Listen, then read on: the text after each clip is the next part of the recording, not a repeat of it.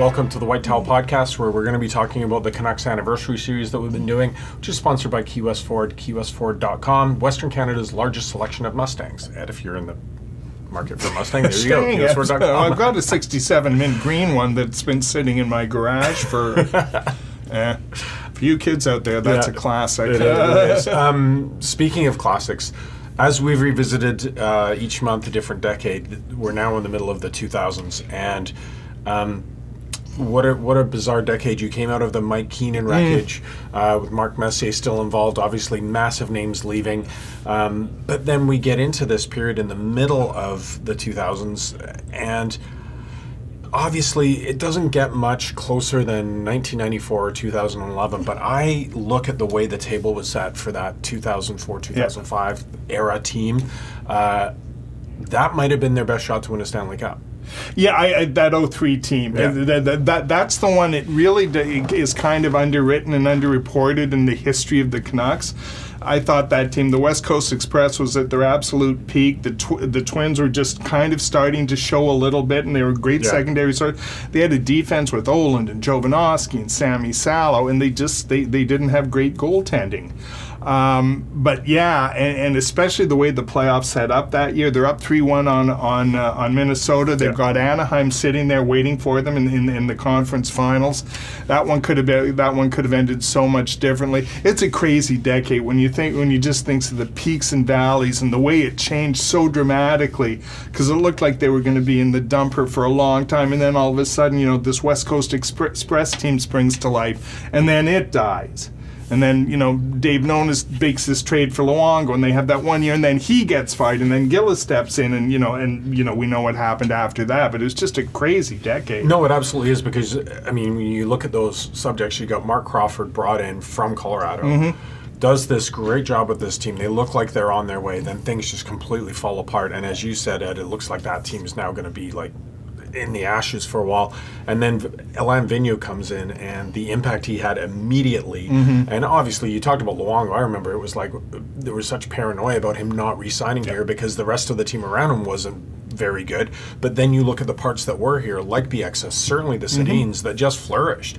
I mean, is it fair to say Alain Vigneault's underrated in his history with the Canucks? Yeah, I think so, especially, when you go back to that year. But again, that year was a one-off. Yeah. Because they're out of the playoffs again next year, and then, Nonis is gone, and Gillis comes in, and he's making all these, loud noises about, organizational reviews, and, the Twins going to be traded. Is Vigneault going to come back? And, to Gillis's credit, after his organizational review, he opted to stay the course, and, the team, developed from there. But, it was crazy. There's that 1 year this is off topic, but there's one great year in Manitoba where they've got Burrows, where they've got Kessler. It's the lockout year. They've got Burrows, they've got Kessler, they've got Bieksa. I think, do they have Corey Schneider? And Fedorov. and again, those weren't elite prospects. Kessler obviously was, because he was a first-round pick, but nobody had a hot clue who Kevin Bieksa was. Alex Burrows was an East Coast League guy. And it was Vigneault, I believe, coached that team that year. So he had a history with them, and they kind of formed the core of the team that makes it to 2011. Yeah. So we do have this wonderful poster series going, and our producer, photo editor, Dar Makwana, deemed that Harold Snep's doesn't make the cut anymore as we update our posters, but we do now have Sedin's posters.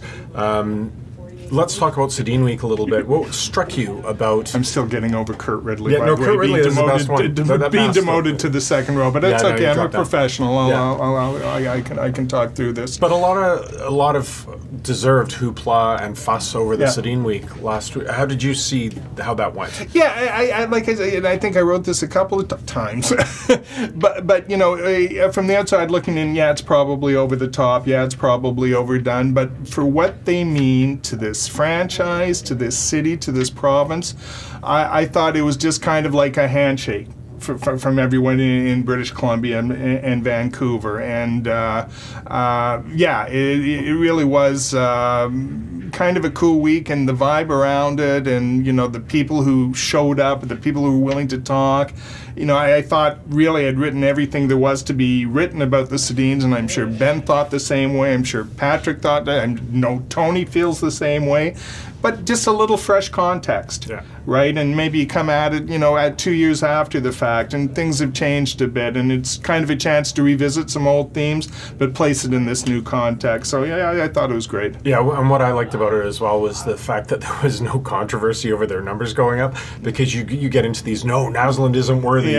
Linden, does he's he on ring the of outside. honor, or does he just get on exactly. it for one Kessler night? and Luongo, the way they left, Bure should not be. Well, that was that's the great thing. and that was the other thing about the week, if I may, is just kind of the subplots it generated, and principal among those being Ryan Kessler, and then that was it was great. It was great. Everybody loves the story of a reformed sinner. It makes them feel good about themselves when they can open their arms, and the heel comes back. And I actually felt good for Ryan too. He's a difficult character on a number of levels, but you cannot debate what he brought to the ice in his peak years. Yeah, and we'll have to sign off there because we're running out of film. Otherwise, we would get into the fact that Ryan Kessler, to me, I'd be talking more retirement than Ring of Honor when he's won a Selke Trophy. When major trophy wins by Vancouver Canuck players are extremely rare, and I think that elevates you to another stratus, but we'll leave that for another week. Thanks for watching, everyone. You can get all our news, stories, podcasts at theprovince.com, vancouversun.com.